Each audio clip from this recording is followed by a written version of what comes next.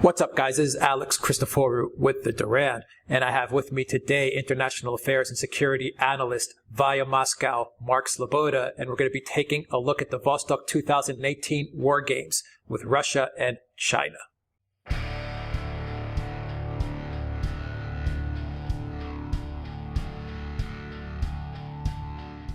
So, Mark, we have these war games taking place in towards the end of the month, and they're going to include Russia, a very large force from Russia, and they're going to include some elite soldiers from China. Can you go into a little bit more detail as to the significance of these exercises? What do they mean for Russia, and what do they mean for China, who's participating in these war games, the Vostok 2018? Yeah, thanks for having me on, Alex. It's always an honor and a pleasure to be on the Duran. Dragon Bear is on, baby. This is the game. This is the shit, as it were. This is the Vostok 2018 exercise. They begin at the last week of August, next week, and they're going to run all the way through until the end of September. Russia holds 4 big military exercises annually, one in each of its 4 principal military regions. Zapad, which is the West, right? We saw earlier in the last year with Belarus exercises there that had NATO so hysterical. Right. We have a Caucasus military exercise, a center military exercise, and the East, Vostok. That's what Vostok means, is the East. And this year is significant because the Russian Defense Minister, Sergei Shoigu, has announced this will be the largest Russian military exercises since the Zapad exercises of the Soviet Union in 1981. Which means they're going to be pretty big. The Russian military has not given exact figures of the number of troops that will be participating on its side, but we should expect that it will be well in excess of 100,000 troops.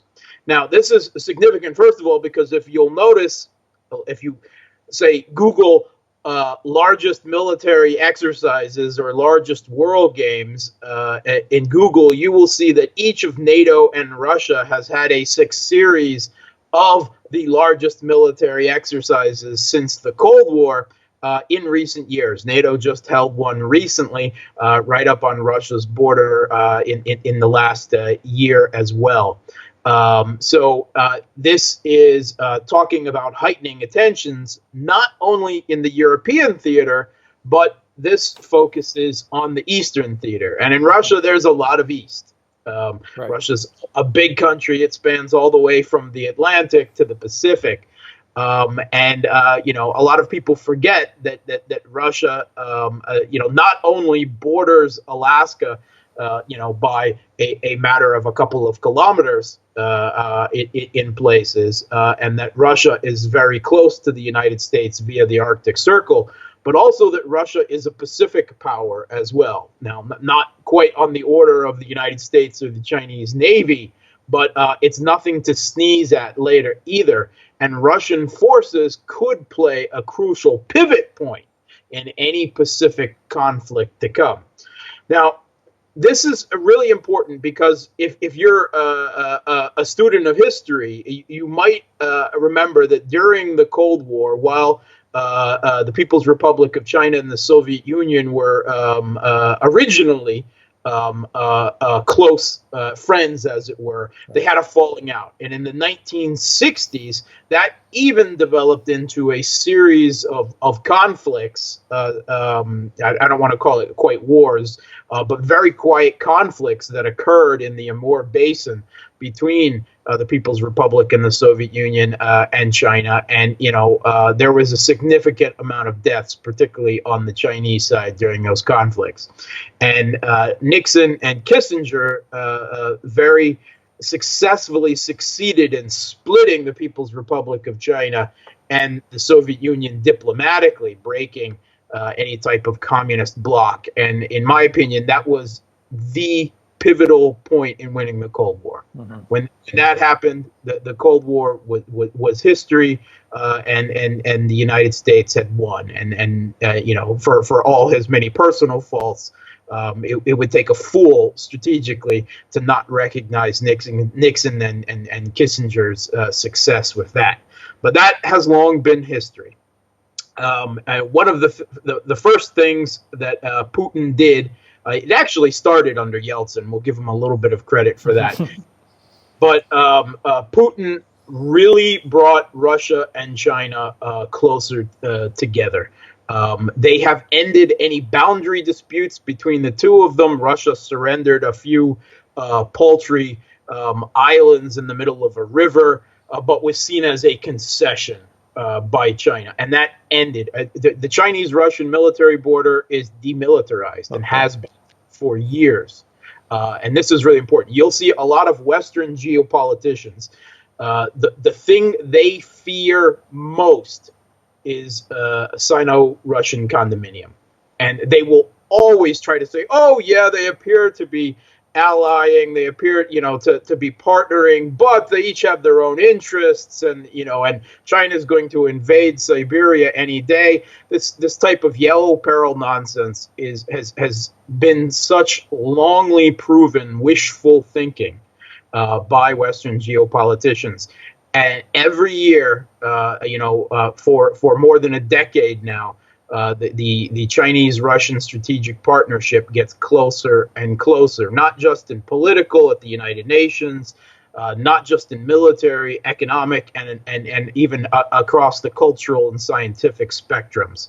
And they're really in denial at this point because they have to be, because it really scares them. And this is perhaps one of the most significant exercises, because this is one of these big 4 annual Russian military exercises. It is billed to be the largest one since the end of the Cold War, and a quite large Chinese contingent has been invited to participate in one of these exercises for the first time ever. And they're talking about some 3,200 Chinese People Liberation Army troops, 2 J-11 fighters, 4 JH-7 bomber fighters, which are very important because we will definitely see those deployed in any possible conflict in the Taiwan Straits, 6 transport jets, tanks, armored vehicles. It will be they're talking some 900 tanks, armored guns, 30 jets.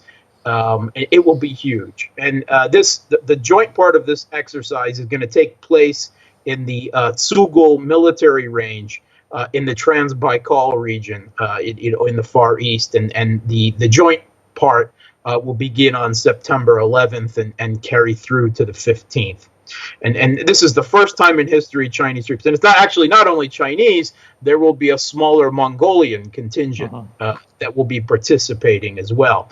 It hasn't been announced what the foe of this exercise may be, and it might be involve some type of large-scale counterterrorism or countering of separatism. But both Chinese and Russian officials have been very largely talking about this drill as directed against the geopolitical threat of the United States. And ultimately, I think, of course, to any observer, that is what it's all about. And Japan as well will not look on these drills without a little bit of trepidation. So get into a little deeper as to how the U.S. is going, and NATO actually is going to be viewing these drills, because I was reading a lot saying that you're saying now that these drills are pretty standard as far as where they're placed. So they're 4 different regions. But I was reading a lot of analysts who said that it's deliberately being held in the east, Vostok, so as to not draw attention towards NATO and towards the U.S. by having the Russia-China military drills closer to Europe. So obviously that's false, fake news, false reporting. That's nonsense. That's nonsense. So, why would Chinese troops be deployed in Europe? Yeah. I mean, if any conflict breaks out between the West and Russia and China, it will be global in nature. and China will be in charge of the Pacific theater, Mm-hmm. and Russia will play the junior partner there, and Russia will be bearing the brunt of Europe with other partners such as Belarus and so on. There won't be any Chinese troops in the Eastern theater. And these are the Vostok exercises. They always take place in the East. They are the Eastern military districts exercises. So this is just really complete nonsense by people who really have no idea what they're talking about. And this has been increasing. There have been a large number of Russian and Chinese joint military exercises in recent years. A lot of it taking place is under the auspices of the SCO, the Shanghai Cooperation Organization. We've seen 8 naval drills. There's another joint naval drill coming up this year that will include Russian and Chinese forces, and that will once again take place in the Taiwanese Straits, indicating clearly where Russia stands with China on issues that might occur in the Pacific Ocean. And this has really been downplayed, but I think it's perhaps just as important. Russia and China have begun joint missile defense exercises. These began in the last year. And these are directed against countering the U.S. THAAD system, the Terminal High Altitude Area Defense System that's been erected in South Korea. And you don't do joint missile defense exercises with anyone you consider a military threat. In fact, you only conduct them with your very closest partners. That's why Russia and China are politicians are always very clear to refer to each other in glowing terms, often, talking about the high degree of personal friendship between President Putin and President Xi of China. But they always talk about it in terms of strategic partnership. Right. And this is to prevent any overt signaling of bloc formation, which has been a part of their policies since the end of the Cold War. But let's be honest, Russia and China are militarily and politically aligned to the point of alliance at this point. However much the protestations to the contrary might be, this joint missile defense exercise is large. Joint exercises deploying thousands of troops, naval exercises together. This is all leading, directly in this. And what both the Chinese military and the Russian military have indicated that this, which is perfectly obvious, is that this is because of the pressure that the U.S. Has put on Russia and China geopolitically, whether we're talking Ukraine, whether we're talking Georgia, Syria, the U.S. Navy doing parade patrols, on the other side of the Pacific Ocean in the South China Sea. In Chinese official China PLA's China military site, they wrote, some hegemonic powers target China and Russia as their biggest threats, giving heavy blows to the two countries in political, economic, and military areas. Such actions have severely threatened regional and even global peace and stability. Therefore, China-Russia alliance is a reasonable stance against the hegemonic impulse and for the safeguarding peace and stability of the region and the world. And that's on the PLA's official China military site.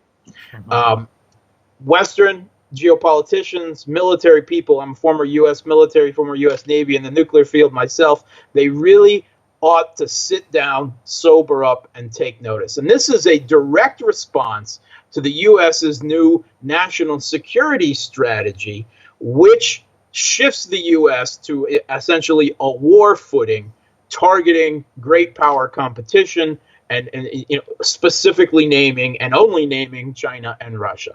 And this is increasing. Of course, it's a feedback loop. They're playing off of each other. The U.S. is recognizing the threat because the threat, i.e., resisting Western hegemony in growing parts of the world, area denial. This is what A2 AD, the idea of air defense is all about, to deny your opponent access to operate freely military in parts of the world. And with the Chinese-Russian military alliance, using the PLA's own terms here, we're talking Eurasia at this point. Eurasia is a no-go zone for the United States military. And so you touched upon how the U.S. sees these exercises. Is there a difference? Does the U.S. and the EU diverge as to how they're viewing this de facto alliance between Russia and China?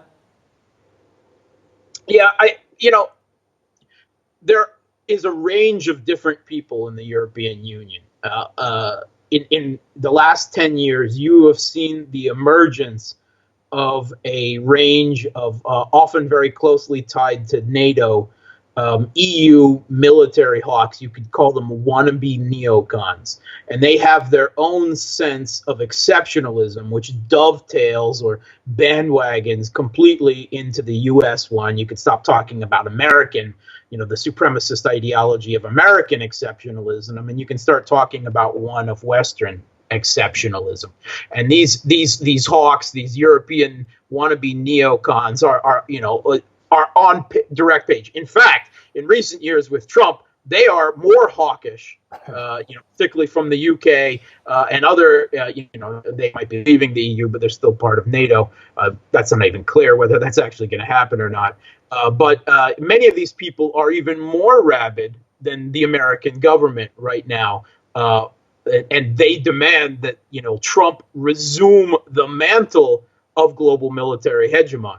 And they're very unhappy with statements that he's made, whether campaigning, how he's performed in office is quite differently, but against regime change, against the pursuit of hegemony. They demanded that Trump resume the crown, that the previous U.S. administrations have had. On the other hand, there are some Europeans of a different bent. We're looking at the governments of Austria, Hungary, of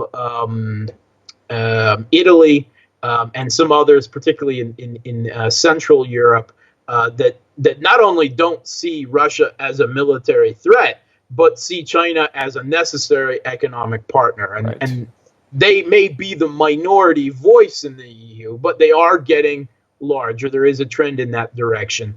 And they are not quite on that lockstep U.S.-led hegemony page as the rest of the European powers. Right. And so do you think that Trump and the U.S. is going to do anything to counter these exercises, something much more in your face to Russia and China, or militarily, or do you think they're just going to continue to ramp up the financial pressure that they're putting on, or is this just going to be totally brushed away as nothing? Yeah, they're just not going to. I don't think this financial pressure can really be underplayed, because both China and Russia have started to see this economic war of sanctions and tariffs against both countries and much of the rest of the world, including the EU and Canada and everyone else, it must be said, as war. And they've talked about it in those terms. And so this certainly plays in. And U.S. Economic war against Japan did play a part in bringing about a war in the Pacific between the U.S. and Japan in World War II. So you really can't downplay how serious these economic wars, still in the beginning stages certainly, but could potentially become, and how they're factored into strategic and military thinking, by the governments here. And this is an Eastern theater exercise. And they're both very concerned about the the future of the Pacific region as the economic driving engine of the world. In fact, concurrent with this, and Putin and Xi will probably drop in on attendance on these Vostok military exercises, but we're also going to be seeing in Vladivostok, Russia's Eastern Economic Conference going on as well, which the Japanese President Shinzo Abe will be attending. So there will be a political economic aspect simultaneously occurring in the East with these large military exercises, and this is Russia really indicating, the strength of the Russian-Chinese military and economic alliance, and signaling to the rest of the world that Russia is a player in the East, and they've chosen which side they're on. Is the U.S. a player, as a significant player in the East anymore? Do you think they're getting pushed out by China? Yeah. Well, I mean, they are pushed out of the Pacific, of the Eastern or the Western Pacific, as it were. The China Sea, simply by the growing strength of Chinese naval exercises. Russia has really helped this with the transfer of the S-400 air defense system, which is the best air defense system in the world, which really reduces the U.S. options over the Taiwanese Strait. The transfer of the Su-35, which is a marvelous aircraft, which once again can contend with the very best of fighter bombers that the U.S. has. I think you're really going to see that this cooperation is going to continue. It is going to help reduce U.S. relative strength to project force into the Western Pacific. And at the same time, we see the U.S. Losing in Syria, which is, the very western edge of Asia, and as well doing everything they can to get out of dodge of what has become the largest military conflict in U.S. history, the occupation of Afghanistan, which has carried on for some 17 years now.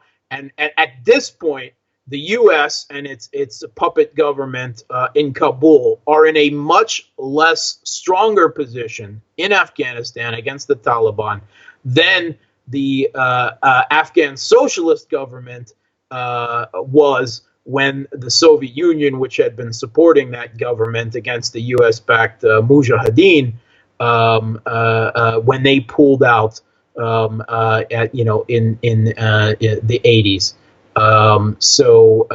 The U.S. is, once again, Afghanistan proves itself as the graveyard of empires, and it's one more signaling of the retreat of U.S. military power from Asia, from larger Eurasian theater.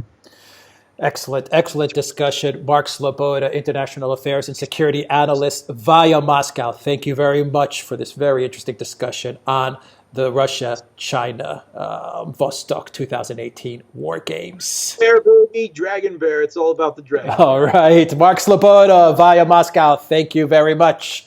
Guys, if you like this video, click on the subscribe button down below and click on that notifications bell to get notifications every time we push out a new video. And remember to visit the Duran shop, pick up a t-shirt, help support the Duran so we can continue to broadcast to you. Until next time, take care.